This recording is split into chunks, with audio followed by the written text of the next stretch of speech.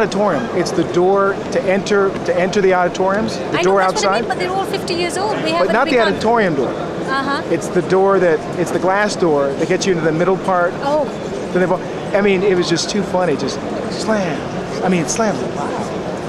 But you know, we know why. These are engineers. I mean, these are scientists. They don't care. They don't even hear it. Well, they don't hear it. They don't hear it because you know they're scientists. Exactly. It's like I ain't got time. I got particles. So we understand. All right. So you were saying. What was I saying? That's okay. You were saying that so CERN got involved, in a way, kind of late in the process. Do you guys feel you weren't gonna have enough time to do it? No, we didn't think that at all. Once we decide we have to do something, we just get on and do it. That's how it operates. Okay. But anyway, the reason why we thought we really should get involved is that the tools that are the foundation of the information society, the spirit with which they evolved and developed, was that it should be open. And the whole idea was to be able to communicate and collaborate globally without boundaries, openness. And that spirit we want to maintain within all this business of patenting and protecting, and this is not the vision with which these tools were developed at all.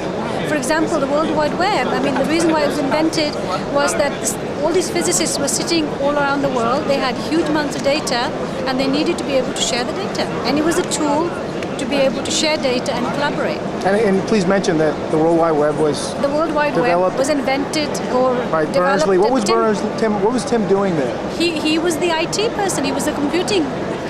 He was providing software, computing data analysis. He was sort of creating data and documentation. That's what the division. He was young.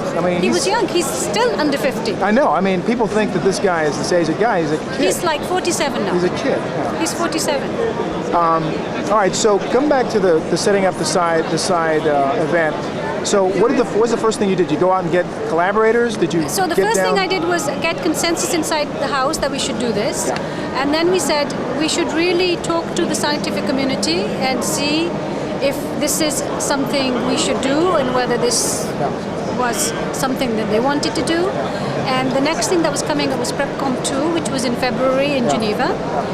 And so 2 or 3 of us went to talk to various people involved in PrepCom 2, and that's where I met ICSU and Wesley and UNESCO. And interestingly, we found out that they were thinking of having a very similar event to ours, but in 2005. Yeah, they actually had considered Geneva. They just didn't think they had enough time to do it. Right. And the thing is, they were thinking about it, but they were going to do it in 2005. But when I showed them our draft program, what we wanted to do and so on, apparently it was very similar to what they were going to do. And I think they were somewhat surprised that we were even thinking we would have an event by the end of the year. Had CERN ever done this kind of event? This is the first time. The first time they've ever done this kind of event. CERN, they've obviously invited. CERN holds lots of international collaborations. We have them all over the world. We have them at CERN, but basically it's physics. Yeah. I mean, that's what we're known for, our part So this is the first time It's the first time we wanted to organize a meeting which had multidisciplinary stakeholders, so all sciences, as well as policymakers and governments and civil society. Now, had ICSU and TWAS not sort of had an interest in doing it, Tunis, would you have sought them out, or was it because you saw that they had the similar plan that you said, well, they should be involved in this? No, well, the thing is, the whole idea of going to PrepCom 2 was to find out who the common community was that wanted to be involved in this. So the whole idea was to go find collaborators. Go and find out if this is something that was worth doing and whether we should do it, and whether we could, So first you wanted to make sure you could do it, and you wanted to do it as an institution. As a scientific community. First you want to do it internally to CERN, to make sure the CERN wants to do this, and you can do it, and then you went outside to make sure it was worthy for this. This is something that the community wanted, and whether it was something worthwhile. Okay. And it was, and you got the mandate. And it was clear that having spoken to ICSU and UNESCO and Wesley and so these people. Did CERN ever had any experience or collaboration with ICSU? We have never collaborated with ICSU. This is the first time? TWAS, no, actually this is not true. In the sense that TWAS, the Third World Academy of Science, is in Abd Salam School in Trieste, and Salam was one of the key physicists at CERN. Oh, okay. So that was the connection. That's right. So he actually had sent up the physics facility, the TWAS Third World Academy and ICTP in Trieste, after having left CERN, with the idea in mind that there should be a place where people from the developing world could come together Yeah, and TWAS is there. That's right. That's right, intersect. Yeah. And as is ICTP. And they just happen to have this amazing physics. No, but this happened afterwards. Oh, okay. No, ICTP is the Center for Theoretical Physics. Yeah.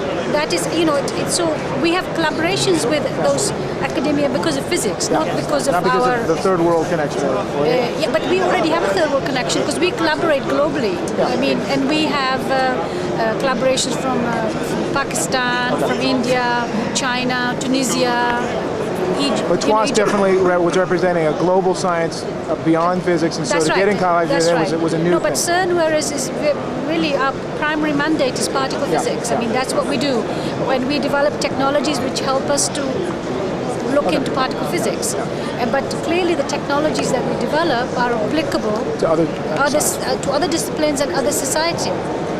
And the spirit with which we develop these technologies is that it is open. Yeah. And our mandate from our member state says that our research data should be openly available. Yeah. We do not patent or anything like this. Now, for physics, that every field, it seems, has a kind of a unique opinion about that. Physics definitely has decided as a group that openness, open source is important. I mean, a important. matter of fact, openness and open source and Ginsberg's archives, all of these things, I mean, this is starting from physics. I mean, CERN, for example, is usually quoted as an example of a digital library because more than 90% of our information is digital.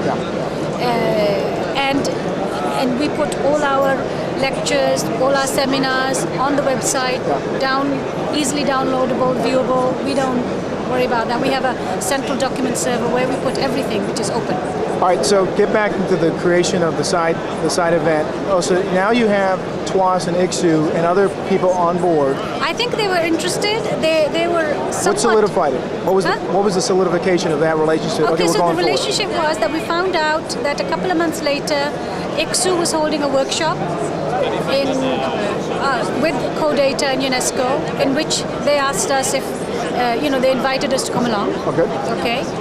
And in the meantime, it was clear that we needed, as a community, I don't know which order that happened actually. So we went to this meeting in Paris, which is where all these flyers about ICSU and CODATA coming about the Information Society World Summit, Information Society, etc., etc. And there we had another meeting with Carthage Smith and ICSU and also CODATA as well as UNESCO, saying that we were interested in having this event, and at that point we met El Tayeb and the natural science part of UNESCO as well. Previously, in February, we had only met the ICT directorate. And everybody was very open. They thought this was great. So we started decided we would have a first meeting where we all got around the table and make a plan. And with UNESCO and ICSU and TWAS, and this meeting happened at CERN. Sometime later. In the meantime, we were in constant contact with telephone, emails, and so on, trying to develop a program, trying to develop the ideas ahead, and then he also. With really a lot of backing, and I would say the push as a catalyzer from Diego Malpede from TWAS. Yeah, who's no longer there, but he was no longer there, but he's now in Argentina. But he was really, I would say, he was really the unifying and the catalyzer, saying that the scientific community should put a document together, a declaration and action plan, which should be submitted to the WSIS platform for them to consider and incorporate into their declaration. So all of us put this document together, back and forth, we agreed. And in the meantime, we were having a number of conference call meetings to try to develop the program that was going to take place at CERN on behalf of the scientific community. The next thing that happened was in July, in the meantime, of course, we were doing our lobbying and leveraging with our member states, including the Swiss, for two reasons, because they're one of our member states, but they were hosting the meeting. So we really wanted to get them on board, saying we want our messages to be heard by the World Summit. And they were very supportive, so we had submitted all the information with them as well as all our member states.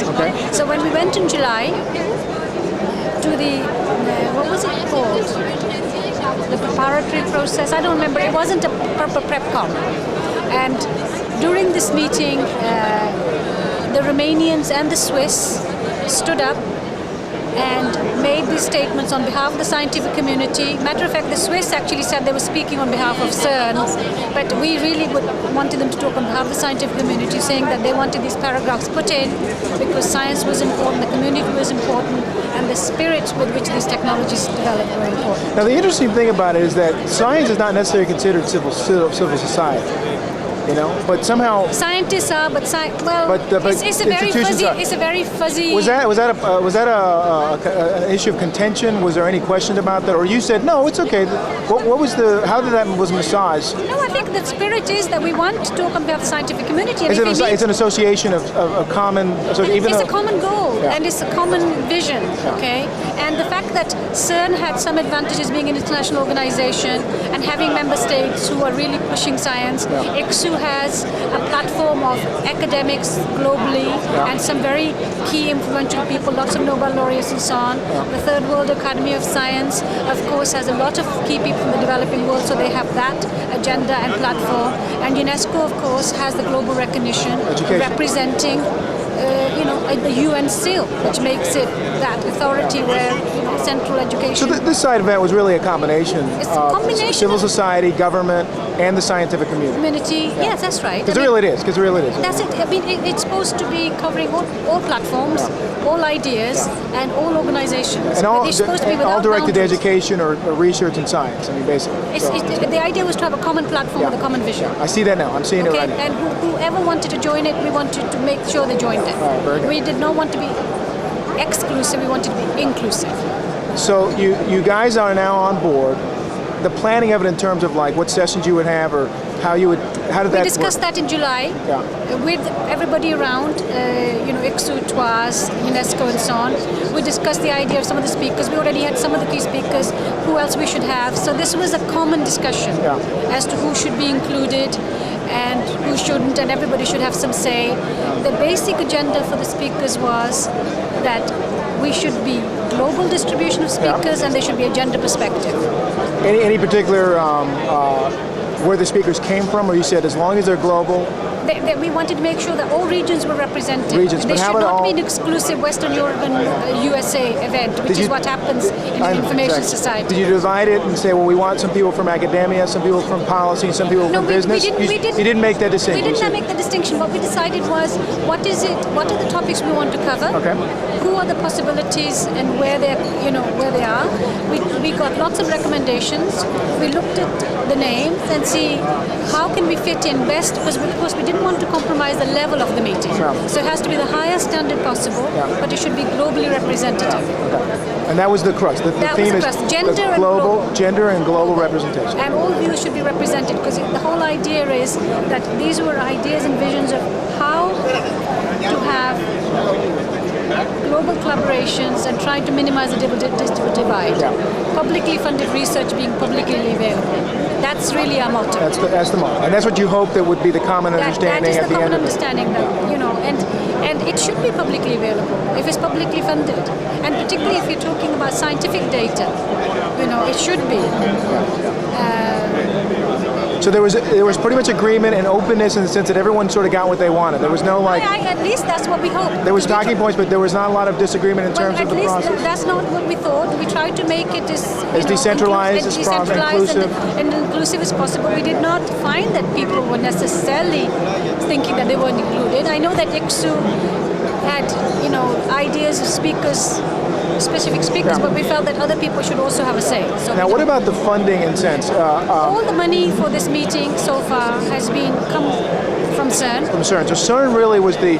And UNESCO... CERN had the money, or did CERN go out and get the money? We had to go and try to get the money, because our primary mandate is physics. Who were the agency? The EU, the Swiss government? Anyway, UNESCO has also said that they will come with some contribution. We haven't got it yet, but they not yet. But I'm just saying the monies that went to pay this came from CERN. But where did CERN get their money? Okay, so CERN paid a third of it out of its own budget. So its own budget. Its own personal budget. And it was allowed to do that. Yeah, the management agreed to pay a third of it. But they said the rest had to be by our other co-organizers. But in the end, what we did was we realized that we really needed money. If we wanted to have people coming from all over the world, we had to be able to pay their speakers and so on, because otherwise you cannot get people to come. And so you got some corporate sponsorship too. When did that? Was that always part of the plan, or was that? Well, the thing is, we were hoping that our budgets would be divided between ICSU, UNESCO, us, and some money for TWAS. We know it's a very, it's a developing world organization. They don't have a lot of money. That some would come from them. When did MCI or Oracle come in? MCI did not give us money. We actually paid them to organize the event. They didn't give us any money. No. All right, good. They are part of the process of the World Summit. Somehow, somebody said that. I remember getting an email about the dinner.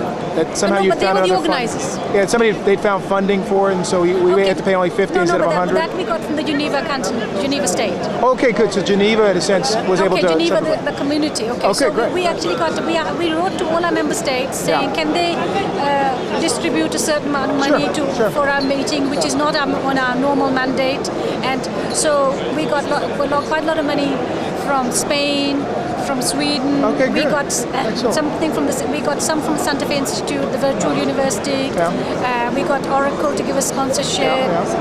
NSF, DOE. Now, was this always the case, or did you realize when UNESCO and ICSU could not come up with money immediately, you knew you had to get some operating money? That if we wanted to have a credible meeting, we needed more money. Yeah, so we started immediately, operational. Sure. Even though you knew ICSU and...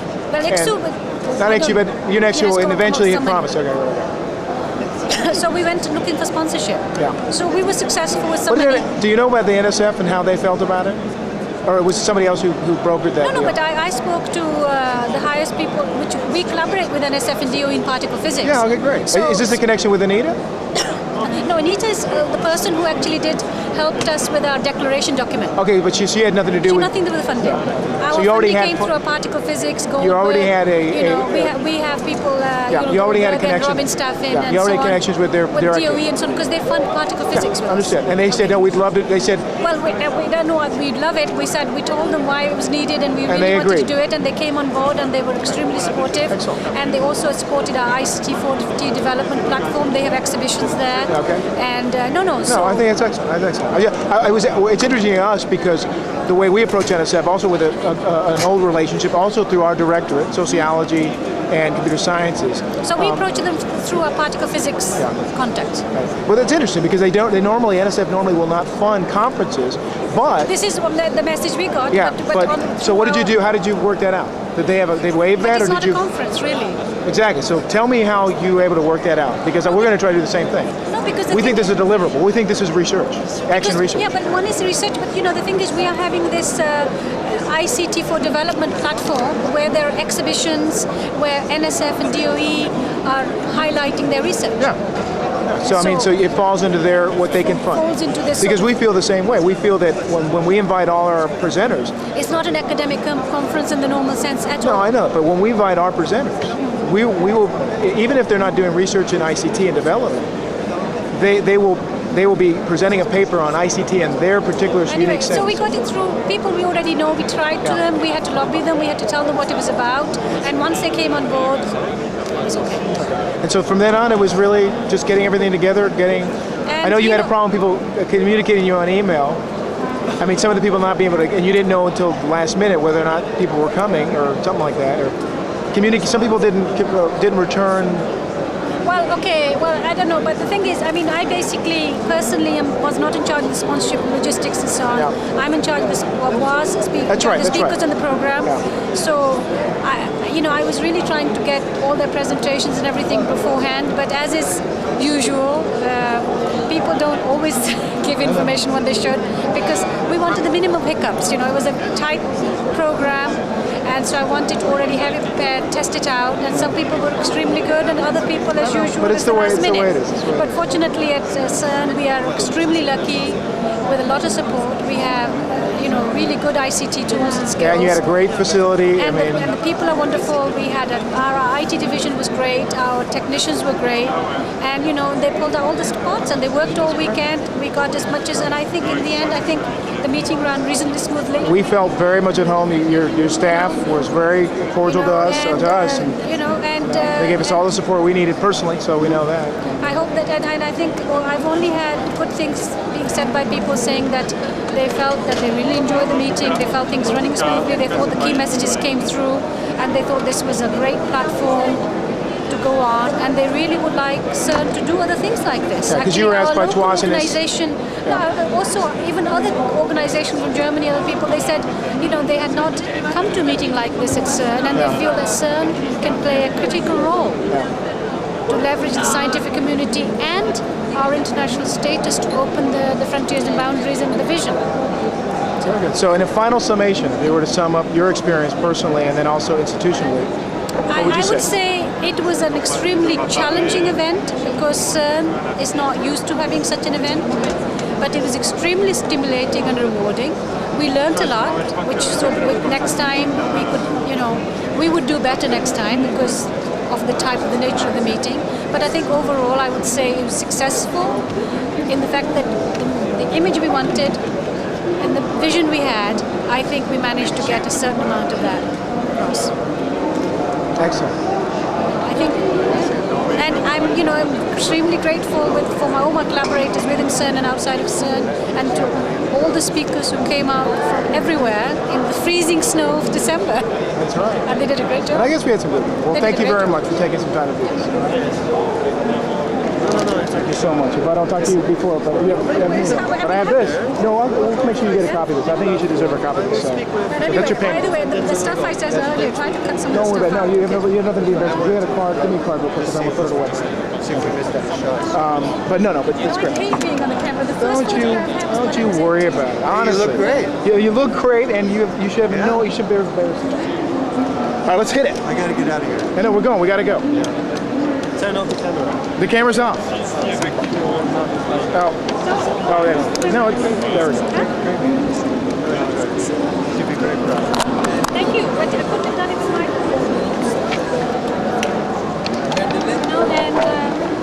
and amazingly enough, you, when we were traveling globally, was able to give me the information most easily. We're just good Southern boys from USA. We're just polite. We're brought up polite.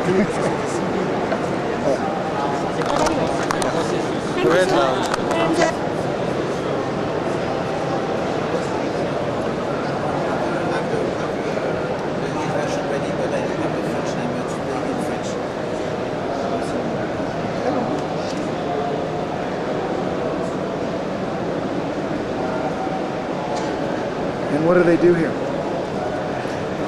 Supervision. What are they doing? India, every place going. This is a confidential thing. It's anonymous. Your information will never be given to any other individual. No one will ever know. And would you mind signing? The human subject And no one will do anything. So what we do now is we basically say, here's a camera, you're going to be filmed, and everyone in the universe will see you forever. And they go, come on, let's go. Turn it on, I'm ready. So just take the other approach, of the sort of Ricky Lake, Let there be no privacy whatsoever. No, it's a Total voluntary thing. Either you do it or you don't, but you will be on film, and it will be a movie, and then everyone is in. We can't guarantee you'll go to cons, so don't write home. The wheels are now turning? We're going to try, but we just can't guarantee it. Steven Soderbergh from Baton Rouge won the Golden Palm at Cannes, so we're going to be there. We're going to be, right next. Well, then go ahead, sir, please, announce yourself. Okay, should I announce myself to the camera? You can announce yourself to the group. Announce yourself to the group. Just pretend like it's a movie. Okay, we'll ignore the camera. Yeah. Okay, my name is Hans Klein. I'm on the faculty of the School of Public Policy at Georgia Tech in Atlanta. And I'm also quite involved in the NGO world. I'm the chairman of the board of Computer Professionals for Social Responsibility, which has been quite active here at WSIS. So those are the kind of two hats that I wear. I do a lot of research, and I'm a kind of participant observer of internet governance and the politics thereof. I spent a lot of time with ICANN on internet issues, and I'm now sort of following it as it comes over to the UN system, where they just created a working group to re-examine internet governance here at WSIS. That's what I do. And Madam? I'm Jolene Jesse. I'm with the American Association for the Advancement of Science. I work on education and human resources issues. We were here at WSIS with a number of other gender organizations working on women in science being included in IT and the development of IT. And those are some of the issues that I was seeing. And Madam. My name is Jean Tonesser, and I'm an observer in this meeting. My background is behavior analysis. I work at an institution for people with mental retardation in Kansas, and I'm here to help the dinner count. And we do appreciate that. That's philanthropy.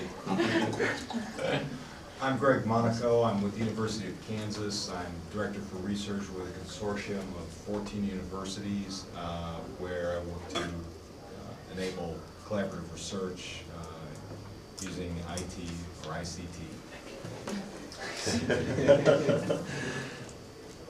My name is Gili Drowi. I'm a lecturer in Stanford University in the programs for international relations and international policy studies.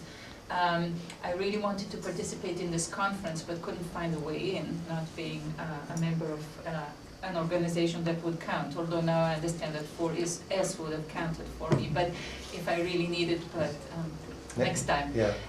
So I came here for a pre-conference of social scientists working on issues of technology diffusion, and stayed for this. Was a bit overwhelmed, but learned how to manage a big conference. I'm finishing a book on the global digital divide, and being trained as a sociologist, I couldn't understand most of the things people were talking about. They were so technical, but I'm interested in the social dimensions of it. My name is Leszek Biały. I'm representing the World Federation of Engineering Organizations. Well, I think this is the essential, but should I speak about my background or my fields of interest? Sure. Okay, so I have 3 degrees. One is in financial and banking, and the second one I'm an engineer, master in engineer, and the third one I'm master of environmental management. And I'm interested in sustainable development and information society, working with WFEO to contribute to the summit. We organized World Congress on Digital Divide in Tunisia. Last October, during this summit, we organized Engineering Knowledge Society, 2 days forum. I think that was successful. But that's the essential. So, thank you very much. I'm Carthage Smith from the International Council for Science, which is the umbrella NGO for science academies across the world and also international science unions. So the Union of History and Philosophy of Science, for example, is a member of ICSU, as are the chemists, physicists. And we've been involved in this process from the outset, trying to get the messages across from the science community as to how we can help with information society and what we need out of information society. And a lot of the things that are in the documents about science actually came through ICSU activities, and we put together an agenda for action for science. But I would certainly absolutely agree that social scientists were not enough involved in the whole process. That's sure. I'm Lars Bromley with the American Association for the Advancement of Science, AAAS. I'm with the International Office. Primary interests are environment, sustainable development, and of course, information technology. I'm here just to listen, learn how AAAS might be able to contribute to your activities in Tunisia, if it's in Tunisia. Do you know any more about that, or? No. Maybe someone who's leaving the plenary at 7 and coming will tell us. Whether it's been Canceled. called off. Yeah. But it's good to have dinner anyway. As long as it's 8. That's right. I'm Nicolas Cauchy. I work with the Executive Director, Mohamed Hassan, of the Third World Academy of Sciences. We are the central organization for an umbrella of 4 organizations: the Third World Network of Scientific Organizations, Third World Organization of Women in Science, and the Inter-Academy Panel. And what we primarily do is to foster scientific exchanges between scientists and scientific institutions in developing countries, whether within their own countries or with other developing countries. We have 20 years of experience running some programs that have been extremely successful. On the ICT front, we were involved heavily with ICSU and CERN and UNESCO in putting together the RSIS, and as well as in drafting the draft declaration of the WSIS, as well as the draft plan of action. My name is Andrew Kaniki from the National Research Foundation in South Africa. My role at the National Research Foundation is perhaps similar to what you have in the United States as the National Science Foundation. It's a granting agency. My role there is knowledge management and strategy. So I've been involved in the PrepComs in terms of the ICSU and UNESCO's PrepCom in March in dealing with science in the Information Society. I arrived here last Saturday to participate in the role of science in Information Society. And I'm particularly keen in terms of the other side, in our own countries, particularly in the SADC region, in terms of the role of the Information Society within those particular countries. So I hope that my time here I'll learn something and of course contribute. Excellent. And sir, do you have something to add at all for the record? Well, because I'm introducing myself, Wesley Schrum, and I think I'll just say professor of sociology at LSU, Louisiana State University. I'm also secretary of the Society for Social Studies of Science for forever, probably, and for a long time, for about 15, 16 years. But I'm not representing them, okay? I'm simply, that is an affiliation I have. And so we'll say more about the meeting in a second. Very good. And you are, and Third World Academy of Sciences. I think in the case we're talking about Tunis here, it would be important to have Third World Academy as the organization that was maybe first on the masthead. In a symbolic way, they're not a large organization. They don't have a large staff. They don't have a lot of money, but they're an important organization in any kind of developing country event. So ICSU and WFEO certainly would be involved, and we've talked to a number of other potential partners on that, most of whom are interested. I should say something about well, I won't say much about ICSU because they're here, they're represented, but I should say with WFEO, they have an office in Tunis.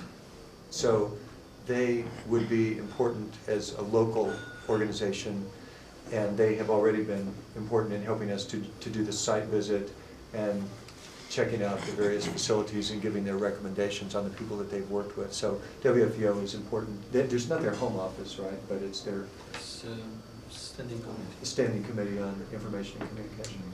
Yeah. So the people that would have been here if they weren't in the main plenary or other places are the WFEO representatives, Kamal Ayadi, he's the president, Benjamin. President-elect. President-elect, sorry. Mr. Benjamin, who is kind of central person in Tunisia.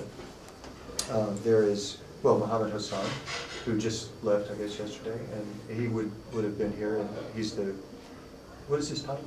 Executive Director. Executive Director of the Third World Academy of Sciences. And let's see, I guess, well, NSF, maybe they're sort of here in essence, because Greg Monaco is just rotating off a term, even though he's not formally affiliated with them. Yeah, There are several of the program officers at NSF who have been involved in different types of discussion. I think that's enough about the organizations and background. So let me give you the overall kind of what's been done so far so that you can kind of get a general picture and see if you're interested. The main purpose of this meeting is to brainstorm for ideas of things that might be appropriate and pertinent to the topic. Now, because I couldn't print anything out in the hotel, let me just print it out here. Okay. If you wanted to my idea for the event is very easy to diagram, and it's a one Venn diagram with an intersection of three major areas. One of them is ICT, the other is science and technology, and the third is development. So any topic which was relevant to all of those would be, for me, a core topic for an event such as we're talking about for Tunis. Two of the three, that's okay. One of the three, that's less relevant, and outside the diagram, it's not relevant at all. So it's really this intersection of these three topics that we would be most interested in if we're having an event with TWAS and ICSU and World Federation of Engineering Organizations. I'm almost embarrassed to give you the title that we're talking about, just because it's long. But now you hear that the WSSD had some long titles too, so maybe the title is not so important. But the title at least gives us a kind of theme, or set of themes that we can think about in conjunction with that intersection of three topical areas. And the kind of working title, at least is the title on the NSF proposal, is Past, Present, and Future, as a kind of general theme of science and engineering. And the Information Society is in there too. So the full working title is Past, Present, and Future of Science and Engineering in the Information Society. You've got to get Information Society in there, and Science, Engineering, and Technology is too long. So why Past, Present, and Future? Here's there's a couple people who don't know the twist here, so let me mention. Past is fairly obvious. It's how we got to where we are today. The present is the advanced, modern, even high-end technologies and organizational practices used for collaborative research. In other words, you could, anything that represents the current state of affairs with respect to science and technology, ICT. The future, this is the twist, the future is not more of that, more of the high-end supercomputing collaboratories. The future is the developing world. So the future theme is more effectively, in my mind, fostered by looking at Africa, Latin America, and Asia, and their role in the global process of developing knowledge and developing research. Now, the next question is participation, and after that I'll kind of be quiet and start to get questions and ideas and see what we want to throw out on the table. Well, even though Mohammed is not here, we did have a pretty lengthy conversation with him before he left, and so I think, Nicholas will correct me if I'm going off base here, I think that he suggested, or at least agrees with this approach. Maybe not the labels that we're giving him, because the labels have caused a little confusion. One is that we want scholars. I'm not saying we're breaking this down in thirds or 25%, 25% or anything. I'm just saying that these are the kinds of participants that we want to have. We want scholars. Hila mentioned social sciences were poorly represented here in this event, but without even knowing that, we want some people to give solid, I don't want to say academic, that being a bad word, but solid scholarly overviews of different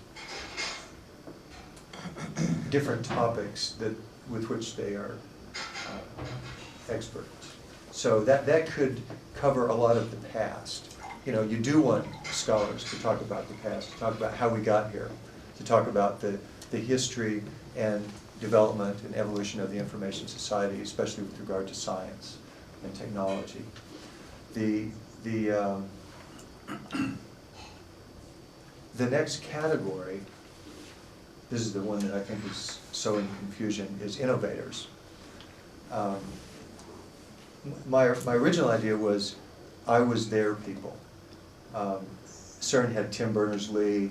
Okay, so he's already done it, but you know, there are a lot of I was their people that haven't been taken, haven't been here, haven't been giving good topics, and I think that those people are good for the draw. They're good for having, you know, they're good for people for publicizing the event, and some of them are actually quite good intellectuals as well. So the reason I say innovators is because I was also thinking that this is also a place where we don't want to ignore the role of private sector research in the information society. It's been an important contributor, and it's not a you know, it's not a place to discuss or to discuss only our views about open source. It's also a place to discuss the important role of private sector innovation in getting where we are, and the important role of government in, you know, kind of freely funding certain ideas like NSFNet and those kinds of predecessors to the internet that we know. The third category, I call it 2 p.m., policymakers and program managers. I just give it that label because I think that we do have to have, and Mohammed Hassan would agree very strongly on this, we do have to have a few of the top policymakers, ministers of science and technology. This is something that TWAS typically has at their meetings, and I certainly don't think it's maybe we don't want to have 11 like last time. You know, maybe 11 is too many, but you know, to have a couple there, ministers of finance or telecommunications, or real decision makers that can carry some weight when they go back and hear a presentation, and program managers, because we don't want to forget that implementation of projects is really their business more than the policymakers, and the program managers, people at IDRC and the World Bank, and the initiatives that are actually going and working in developing areas are significant contributors, and we would hope they would be even more significant in the future. So we want both those kinds of people. And in a way, we may be casting the net wide, and I'm sure if we open it up to discussion, it'll be cast even wider, and that's okay at this present time. This is a meeting for brainstorming. It's a planning meeting, and since we don't even know if there's going to be a summit or be a summit in Tunisia, you know, it's too early to make those kind of decisions, but it's not too early to think about the kind of people that can be involved, like AAAS, like UNESCO has said that they wanted to be involved. OECD has said that they wanted to be involved. I'm just mentioning some that kind of approached us or were here at this meeting. And I think there's room for all of those organizations to be involved, especially if it's a more decentralized planning process than the meetings that I know that occurred here. I mean, I'm sure there were other meetings that had a more decentralized approach, but the CERN event and the, well, you can tell us probably more about how the forum was organized, but it's not that, you know, there's just us sitting around in the room here saying, okay, we're going to invite her and him and this person, and it's not like that, because what we would want to do, especially if we got, one organization that has already said we want to be involved and we're willing to do stuff, is CODATA. What does that mean? Committee on Scientific and... On scientific data, basically. Committee on Scientific Data. And they're a big organization with resources, and they have had good meetings in the past, a lot of stuff on open access. And they have said they want to be involved. So if they did, one possible procedure for having them involved is to say, okay, given that, you know, we're sort of giving you the go-ahead, plan a session, or more than one session. And as long as it fits in, you know, you'll sort of say, these are the speakers, these are the topics. As long as it fits in with the overall agenda, the overall framework that we're working with, then that's fine, and they could participate. And we would hope that they could then fund those participants, because what we would do is provide the core funding for the developing world people, rather than the people from Europe and developed countries. So that would be a possible model. Certainly there would be 3 or 4 general sessions that everyone would attend, everyone would go to. But the I think it's important to mention CERN and the Forum on Engineering the Knowledge Society, because they've already said they wanted to do follow-up for their event. They did an event here, they wanted to do an event in Tunis, and we could provide a framework for that to happen. So I think that's okay. But we would also want a, you know, small contribution, not a contribution to a central budget, but just to make sure they get some participants there. Oh yeah, I guess I should mention dates and hotels, just briefly. We're talking about the 13th to the 15th, assuming nothing changes at the plenary tonight. The 13th to the 15th of November of 2005. It's 3 days before the main summit, which is also 3 days. These are shorter summits. There's 2 of them, but they're still shorter than the WSSD in Johannesburg. These shorter summits are, I think they're a good thing. The 2 weeks was a long time for the other one, and so the question for us would be to do a meeting with, or to do a meeting before. And up until about a month ago, you know, we were only talking about doing a simultaneous meeting, and it's definitely, in my mind, not the right idea. The right approach is to do it right beforehand. A lot of people, if they're coming anyway, you don't need to worry about their travel. And it will be a place where people will go before the main event, and some top speakers who we can talk about, who we might want for top speakers, would you know, we'll be able to get them. And now, Tunisia, how many people have been there to Tunisia? I know Carthage, you have been. Okay, so where were you? In Tunis. Yeah, and did you go to any of the main hotels, or I'm just curious to? It's been almost 10 years, so I probably wouldn't be the best person to ask about. A lot of these are new. Yeah, they've tried to build up a little quasi-Riviera on the coast there. Mm-hmm. It's near the airport. It's not at all a bad place, and the WFEO just ran actually this gentleman practically ran the conference a couple of months ago, and they did a great job. It wasn't quite the conference that we have in mind, but it's a different kind of organization. And so what we did was they gave us a list of hotels that they had, that they recommended and that they work with, and we went to visit all those hotels. And there's one big difference between them, but generally they're pretty much the same. So the similarity is in that most of them are on the beach. It's not a real kind of sandy European beach, but it's not a real Florida beach. But that's not the purpose of our conference, to lay out. I'm out of here. Let's go. So they're outside of Tunis proper? They're outside of Tunis proper. That was the one big difference I mentioned, is that we looked at one very nice hotel called the Hotel Africa, and that's just, that was there. That was there. That's an old. It's been there for a long time. And that's a cool place, and it was suggested that Europeans like that kind of hotel better than the ones we were preferring. I don't know if that's true. I think it's a stereotype of Europeans, that they like a big downtown hotel in the middle of the city. We like that too, you know. Everybody likes that, but the beach property is also nice, and it's more, you know, it's more spread out. It's comfortable.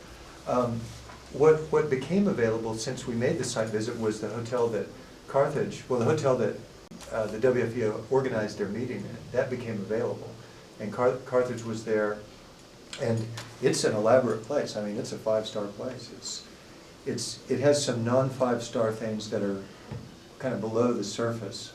But when you walk into it, you go, wow, this is, grandeur surrounds us. So the great thing about Tunis is that doesn't cost an arm and a leg.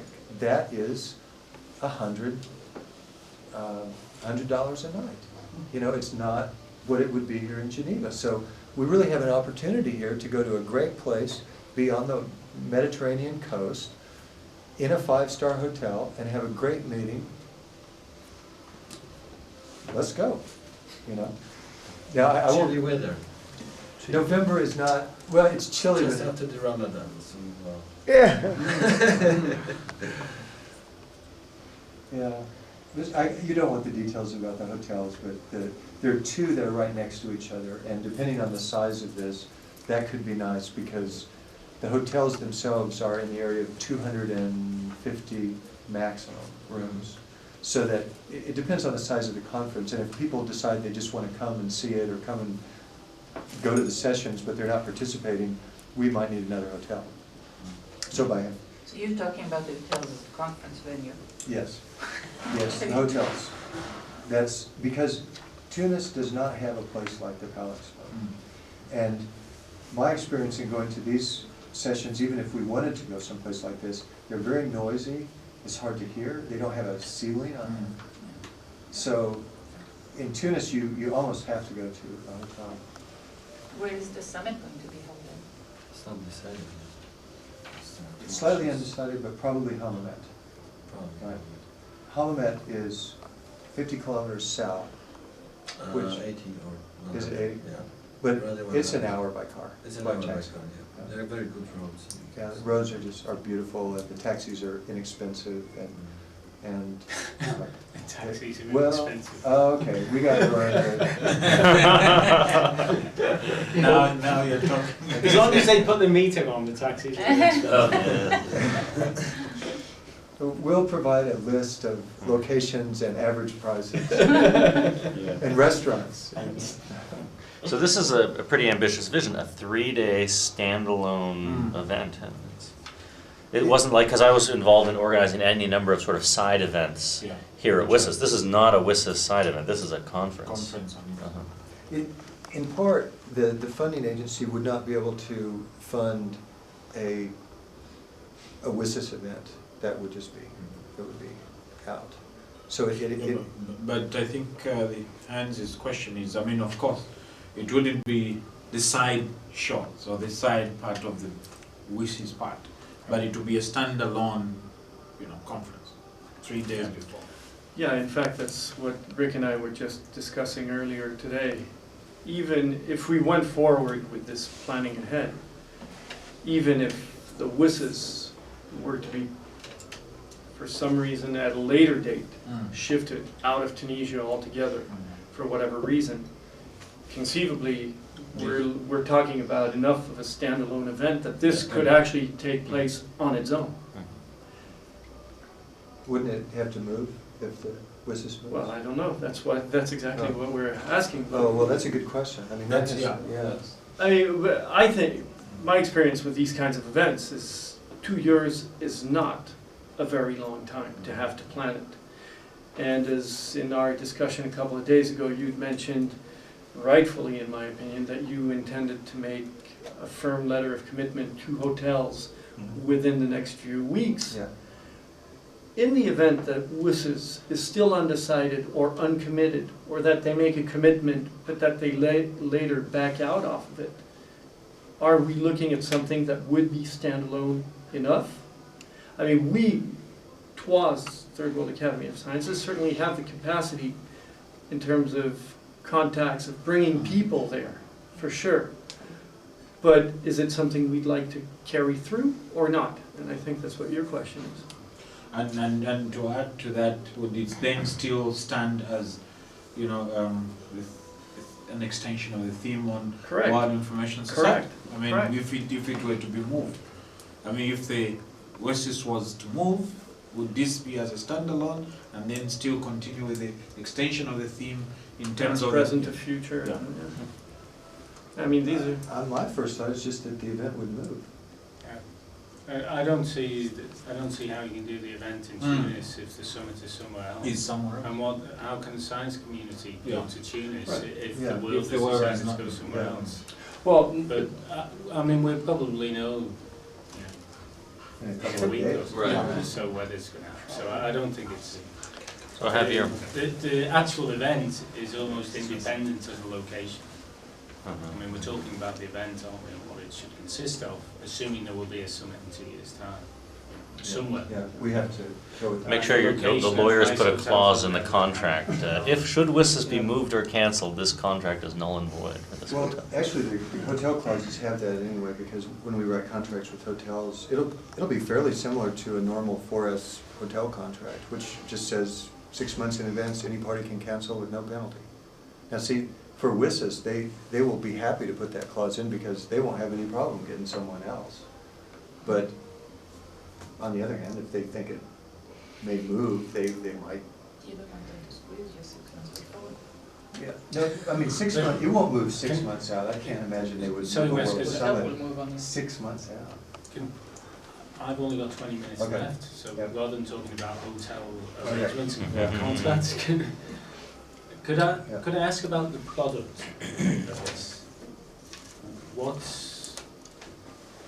What's it going to be, given the audience and or the participants and subject matter? It's extremely interesting, but how have you thought of the product, how this is going to be distilled, or is the idea just to really get these policymakers and program managers really lined up to these issues and they take away and implement whatever comes out of it? Or is it a product that might feed into the Tunis summit itself, although it's very late in the day anyway, so it would be kind of, or are you thinking of a nice booth, the sort of, this is the ultimate from the science community on the past, present and future, the information society, a sort of what's the thinking? Because there's been a lot of events here where I don't think there'll be any product from. They took place and that was it. So what's Okay, I think. Almost the WSIS. yeah, well, almost, yeah. Well, I don't want to answer that really. I think certainly there would be a document produced, as in a document like a book, if it's proceedings, something like that, because this is a kind of a thing where people are going to have some text generated in advance. Bill Gates probably doesn't generate text in advance, but I don't know, maybe he does. Whoever, it depends on, there will be some people that will write papers, we can put it that way. But I wouldn't want to talk too much in detail about a product that, even though I would support it, I think for funding purposes, we can't talk about a product that would have government input. I'm going to let Greg talk about that. Well, I guess I would rephrase your question, and we talked a little bit about this yesterday, and that would be, what's the objective of the, Yeah, it's the same. Deliverables. whether it's not necessarily, doesn't have to necessarily be a written thing, but, where's it, what kinds of outcomes would one be expecting from this? Well, I think that from the Academy's point of view, one of the things that I think we'd be very happy to work towards in this activity of bridging the science gap between developing nations is particularly to bring high-level policymakers, and it doesn't have to be in our 20th anniversary in Beijing, just in last October. We had a ministerial meeting, where there were 13 ministers of science and technology all present at one table. It doesn't have to be anything with that many ministers, for instance, but wouldn't it stand to reason that we could maybe focus on one aspect of whatever it is that we'd like as a product, bring out of this meeting that several, if only a handful, of the people who will be participants in the plenary session will have participated prior to that plenary session in one of our meetings on this preliminary event, and will therefore walk into the plenary with maybe a different idea, certainly something more interactive, having shared, discussed directly with other people, both from the scientific community, from the policy-making community, from the development community, in a previous event. For instance, here, Lydia Brito, who is the Minister of Science and Technology from Mozambique, came to the RSIS event and gave a presentation and chatted with several people and participated in one of the parallel sessions. And then she went to the WSIS. And I think her input into the WSIS was very much influenced by what, or complemented by what she experienced in the RSIS, but she was one person of that kind. And the event wasn't focused on, no event was focused on her particularly. But I do think this kind of a model is something that maybe we could think of. Does What that, about does that the address? European Parliament out of it? But I think that, I mean, that's exactly the issue. This is linking it more and more now to the Tunis event, and that's the outcome, is to influence the policymakers as they go into the event. Now, I'm not sure that that's, you know, either what the funding agencies want or really what is perhaps necessary here. I absolutely agree that if you can get people like Lydia Brito, if you can get the right ministers from developing countries who in themselves are scientists and academic and interested in the subject, then you can influence them and they can contribute to it. But I don't think you have to necessarily link that to the Tunis event to make that transfer. I think it's unrealistic to imagine that transfer is going to take place, but it will probably help them when they go back to their own countries, or it may help them, or it will, you know, so if the focus is getting the message to policymakers, you know, science policy interface issues, then, you know, I'm comfortable with that, but I don't know if that was how others have conceived it. I mean, we might want more thematic focus, right? As you introduced it, there are these big, your Venn diagram, but if there was there might be a theme that would get all these three sectors focused and that would lead to something significant coming out. I mean, I'll throw out one because it's near and dear to my